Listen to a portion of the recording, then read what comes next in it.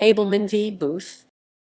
Ableman v. Booth, 62 U.S. 21 How. 506 1859, was a United States Supreme Court case in which the court unanimously held that state courts cannot issue rulings that contradict the decisions of federal courts, overturning a decision by the Supreme Court of Wisconsin. The court found that under the Constitution, federal courts have the final power to decide cases arising under the Constitution and federal statutes, and that the states do not have the power to overturn those decisions.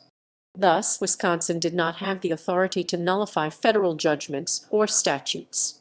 For example, it is illegal for state officials to interfere with the work of U.S. Marshals acting under federal laws. The Ableman decision emphasized the dual form of American government and the independence of state and federal courts from each other.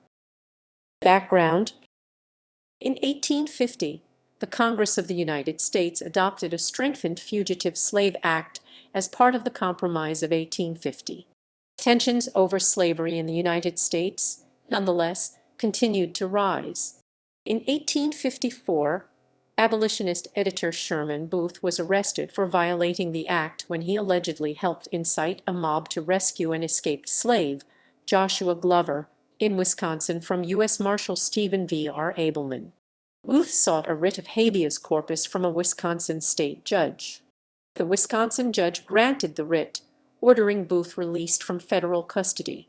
The U.S. Marshal appealed to the state Supreme Court, which ruled the federal law unconstitutional and affirmed Booth's release.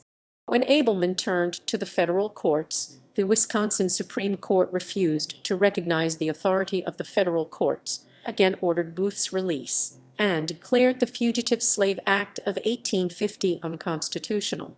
The Wisconsin Supreme Court thereby attempted to annul the judgment of the federal court. Glover escaped to Canada, beyond the reach of federal law enforcement. When the case was appealed, the Wisconsin Supreme Court even refused to send the record for review, despite a direct order by U.S. Chief Justice Roger Taney, thereby forcing the U.S. Supreme Court to issue a decision without the record. Decision: the case went to the U.S. Supreme Court. The court, in a unanimous opinion written by Chief Justice Roger B. Taney, stated that the Wisconsin Supreme Court had effectively asserted the supremacy of state courts over federal courts in cases arising under the Constitution and laws of the United States. The court noted that if the Wisconsin courts could annul the judgment of conviction by the federal district court in this case, then any state court could annul any conviction under federal law. The court held that the states do not have that power.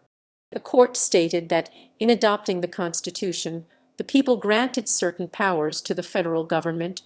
It was felt by the statesmen who framed the Constitution and by the people who adopted it that it was necessary that many of the rights of sovereignty which the states then possessed should be ceded to the general government, and that in the sphere of action assigned to it, it should be supreme and strong enough to execute its own laws by its own tribunals without interruption.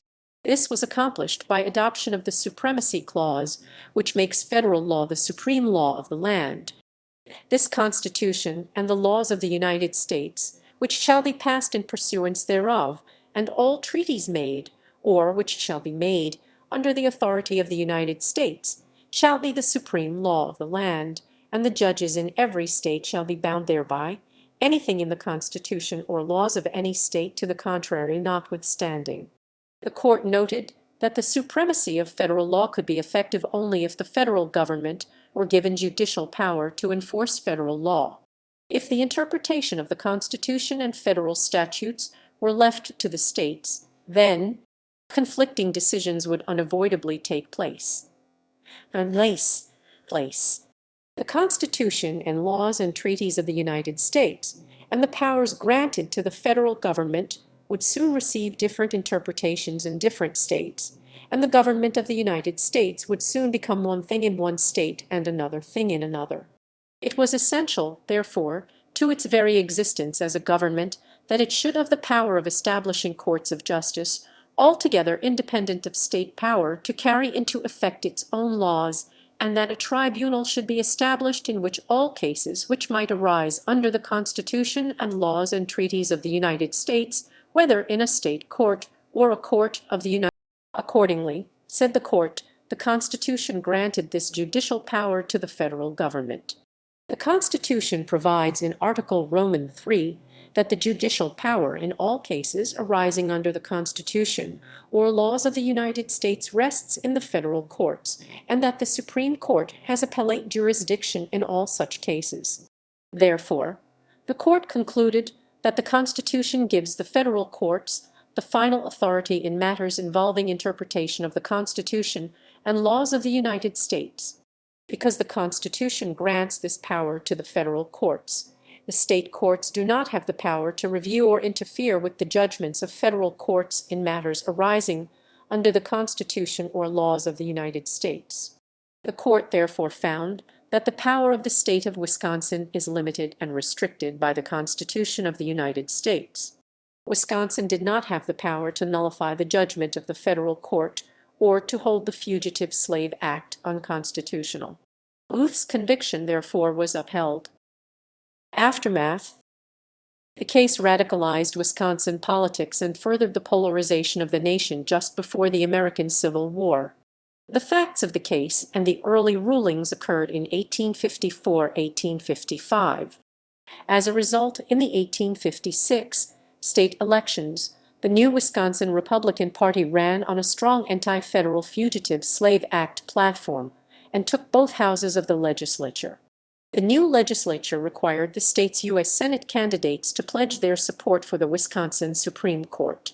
Booth was ultimately pardoned for his offense by President James Buchanan shortly before he left office in 1861.